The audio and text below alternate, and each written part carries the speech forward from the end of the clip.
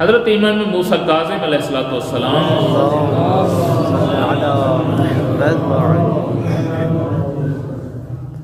55 سال حضرت کی عمر مبارک ہے اور 35 سال اس میں سے امامت کے ہیں،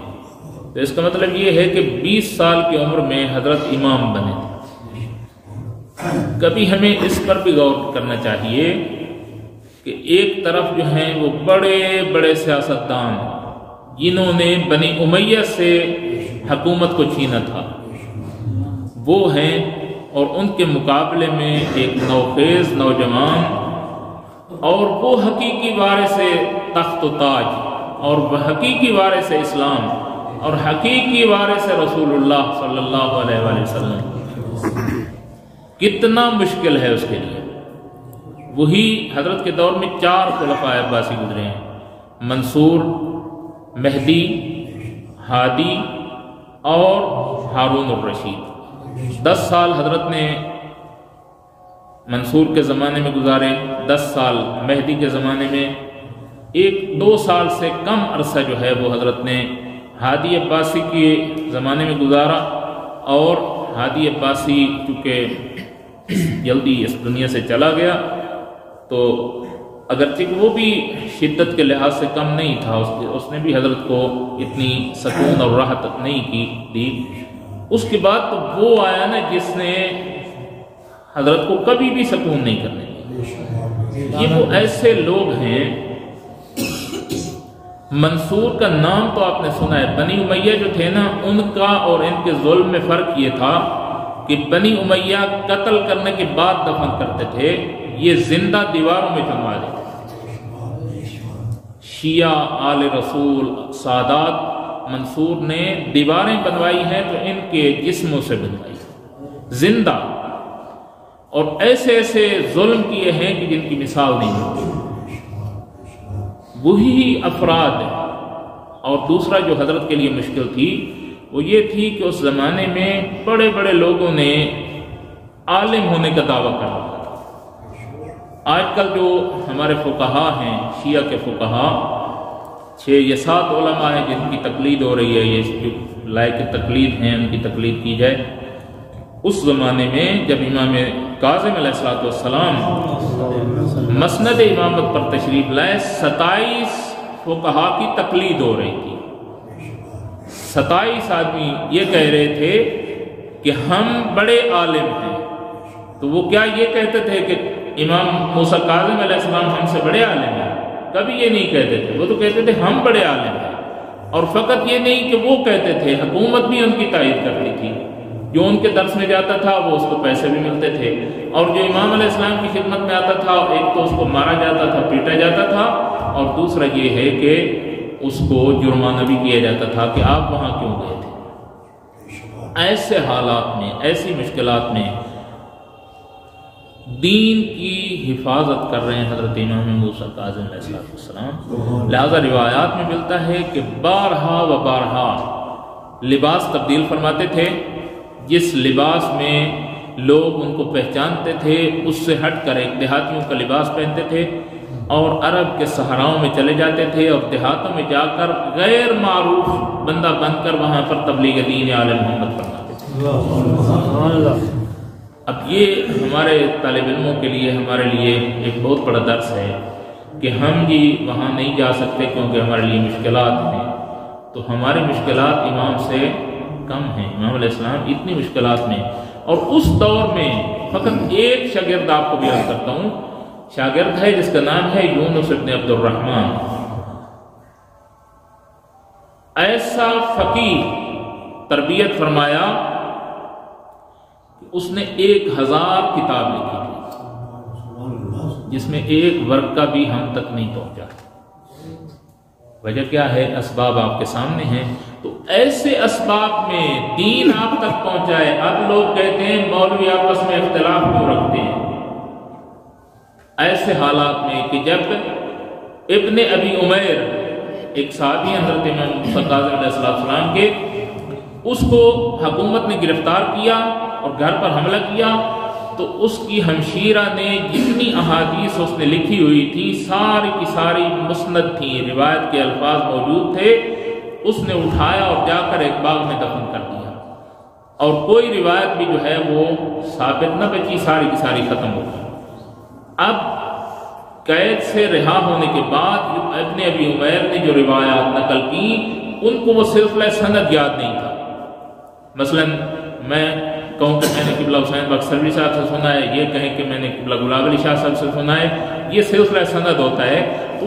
ابن ابی عمیر کو یہ سلسلہ سند یاد نہیں تھا، وہ فقط منسوب کرتے تھے امام علیہ السلام سے، لہذا علماء نے فیصلہ کیا کہ مراسیل ہو مسانید ہو، ابن ابی عمیر کی مرسلہ روایات بھی مسند ہیں۔ کیوں؟ کیونکہ وہ مسند تو تھیں لیکن وہ ضائع ہو گئے۔ تو یونس ابن عبد الرحمن ایسا فقیہ ہے کہ جس کے متعلق حضرت امام رضا علیہ السلام سے جب پوچھا گیا کہ ابن رسول اللہ اگر میرے لیے کوئی مشکل بنے، حضرت مشہد میں تشریف فرما تھے، اور پوچھا کسی شاعر نے کہ اگر میرے لیے کوئی دینی دنیاوی مشکل بنے تو میں کہاں جاؤں، کس سے پوچھوں، آپ سے تو رابطہ نہیں ہو سکتا۔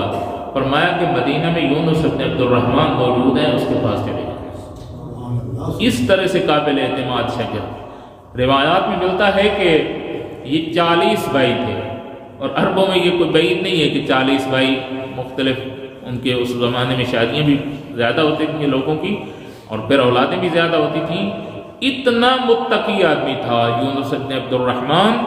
کہ صبح کے بعد جاتے تھے، ایک بھائی کو سلام کرنا، اسے احوال پرسی کرنی، پھر دوسرے سے، پھر تیسرے سے، پھر چوتھے تھے، نماز ظہر تک 40 بھائیوں کو مل کر پھر نماز ظہر ادا کرواتے تھے، اور جب تک اپنے بھائی کی احوال پرسی نہیں کر لیتے تھے اس وقت تک کسی اور کام میں مشغول نہیں ہوتے تھے۔ اس کو کہتے ہیں صلہ رحمی۔ اور نماز ظہر ادا کرنے کے بعد پھر وہ کتابیں لکھنے شروع کر دیتے تھے کہ جو ائمہ اطہار علیہ السلام سے احادیث سن رکھی تھی، اور اس کو لکھا، لیکن حوادث زمانہ میں سے ایک کتاب بھی یونس ابن عبد الرحمن کی ہم تک نہیں پہنچی، اور کتنا علمی خزانہ ہے جو ہمارا ضائع ہوا اور ہمارے پاس وہ کچھ بھی موجود نہیں ہے۔ تو یہ ایسے شاگردان کس نے تربیت کی؟ حضرت امام موسیٰ کاظم علیہ السلام نے، باوجود اس کے کہ 55 سالہ زندگی میں سے 20 سال وہ حذف کریں جو حضرت نے امام صادق علیہ السلام کی زندگی میں گزارے، اور پھر 14 سال قید کی۔ اگرچہ کہ یہ ضروری نہیں ہے کہ 14 سال ہو، اختلاف ہے، البتہ نقل ہوا ہے اس سے زیادہ بھی، 16 سال بھی نقل ہوئی ہے، 14 سال بھی نقل ہوئی، 6 سال بھی نقل ہوئی، لیکن ہارون کے زمانے میں حضرت کی 14 سال قید نہیں ہے، اور اس کی وجہ یہ ہے کہ 13 سال حضرت کی زندگی میں مامون زندہ رہا ہے، یعنی حضرت جو ہیں 13 سال مامون کے دور خلافت میں حضرت نے زندگی گزاری، تو ہارون کے دور میں حضرت کی قید جو ہے وہ 14 سال نہیں ہے۔ مختلف ادوار میں ہو سکتا ہے کہ حضرت کی قید 14 سال ہو، یا اس سے بھی زیادہ ہو، یا اس سے کم ہو۔ تو 14 سال جیل میں گزارنے کے باوجود اتنی اچھی تربیت کر کے لوگوں کی گئے، وہ معصوم امام کہتے ہیں نا کہ بندہ حضرت کے کمرے میں داخل ہوا تو جو اہم سیاسی شخصیات ہوتی ہیں نا، ان کے رہنے کے طریقے سے بھی لوگ درس حاصل کرتے ہیں۔ جب وہ بندہ داخل ہوا تو 3 چیزیں حضرت کے کمرے میں موجود تھیں، ایک تو حضرت کی زرہ موجود تھی، اور ایک تلوار موجود تھی، اور ایک قرآن مجید موجود تھا، جس سے وہ بھی تو عام آدمی تو نہیں تھے، علماء تھے جو حضرت کی خدمت میں جاتے تھے۔ اس نے یہ درس لیا کہ حضرت ہر وقت ہم وقت جہاد کے لیے تیار ہیں، لیکن حضرت کو موقع میسر نہیں آ رہا، اور حضرت جو ہیں وہ ان کے ایک لمحے کے لیے بھی ان کو برداشت نہیں کرتے بنی عباس کو، لیکن حضرت کے لیے حالات سازگار نہیں ہیں۔ اس سے بڑھ کر ایک ایسا واقعہ ہوا، 2 افراد ہیں جن کے شہادت پر پیغمبر اکرم نے خود گریہ فرمایا۔ ایک حضرت امام حسین علیہ السلام کربلا میں جو شہید ہوئے، اور ایک حضرت حسین ابن علی ہیں جو فخ میں شہید ہوئے۔ فخ جو ہے وہ مسجد حرام سے 4 کلومیٹر کے فاصلے پر ہے، وہ امام حسن مجتبی کی اولاد میں سے ہیں، اور انہوں نے امام موسیٰ کاظم علیہ السلام کے زمانے میں ہی قیام کیا، لیکن امام علیہ السلام نے اس کی نہ حمایت کی نہ تردید کی۔ بہت نیک سیرت، بہت ہی باعظمت، بہت ہی صاحب تقوی شخصیت، اور کہتے ہیں کہ اس کا مقصد یہ تھا کہ اگر حکومت مجھے ملتی ہے تو میں حضرت امام موسیٰ کاظم علیہ السلام کی خدمت میں پیش کروں گا اور حضرت کے بیعت کروں گا۔ تو وہ واقعہ بہت طولانی ہے، لیکن آپ ایک طرف دیکھیں کہ بنی عباس سخت مخالف ہیں اور سادات کا ایک بندہ بنی عباس کے خلاف قیام کرتا ہے، تو وہاں پر امام علیہ السلام کس طرح سے ذمہ داری سے عہدہ برآ ہوتے ہیں اور کس طرح سے اس ذمہ داری کو ادا کرتے ہیں۔ آپ تھکے تو نہیں ہیں؟ مل کر صلوات پڑھیں محمد وعلی محمد۔ یہ باتیں کیونکہ ممبر پر بیان نہیں ہوتی اس لیے مختصراً آپ کی خدمت میں پیش کرتا ہوں۔ تو وہی امام جو اتنے بے ضرر امام تھے اور حکومت کے لیے مسلمانوں کے لیے انتہائی مفید وجود رکھتے تھے، ان کو کہاں سے گرفتار کیا گیا؟ اپنے جد امجد کے روضہ سے گرفتار کیا گیا، اور جب گرفتار کر رہا تھا ہارون تو رخ کیا روضہ رسول کی طرف اور کہا کہ یا رسول اللہ مجھے معاف کرنا، میں اس کے بغیر کوئی چارہ نہیں ہے کہ میں تیرے فرزند کو گرفتار کروں۔ کیوں؟ کیونکہ اس کے بغیر میری حکومت نہیں بچتی، لہذا میں مجبور ہوں کہ تیرے فرزند کو گرفتار کروں۔ تو حضرت کو جیل میں ڈال دیا گیا اور سارا دن امام روزے سے ہوتے تھے اور ساری رات کھڑے ہو کر عبادت کرتے تھے۔ دو ایسے معصوم ہیں جن کے لیے سارا کل خیال کا لفظ استعمال ہوا ہے، یعنی ان کا وجود ایک سائے کی مانند رہ گیا تھا۔ ایک بی بی طاہرہ حضرت فاطمہ الزہرا سلام اللہ علیہا کے لیے سہارت کل خیال ایک سایہ تھا، وجود نظر نہیں آتا تھا، اور دوسرا حضرت امام موسیٰ کاظم علیہ السلام کے لیے